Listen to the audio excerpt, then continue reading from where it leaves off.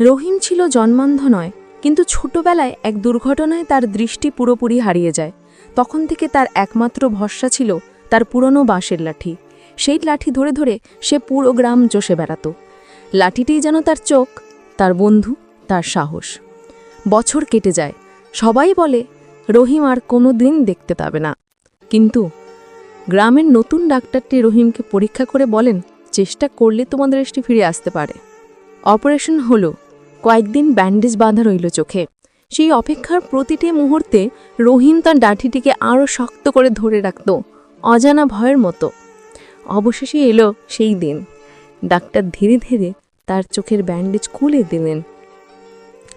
প্রথমে সব কিছু ঝাপসা, তারপর আলো, তারপর মানুষের মুখ, গাছ, আকাশ।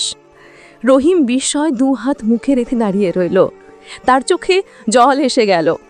এই আলো, এই রং, সে যেন প্রথমবার নতুন পৃথিবী দেখছে। বাইরে বেরোতেই তার হাত থেকে লাঠিটি ধীরে ধীরে মাটিতে পড়ে গেল। সে আর ধরল না। সে বুঝল আজ থেকে তার পথ চলায় আর লাঠির প্রয়োজন নেই। কিন্তু বিদায় নেওয়ার সময় সে লাঠিটাকে আদর করে বলল, তুই আমার অন্ধকারে বন্ধু ছিলি।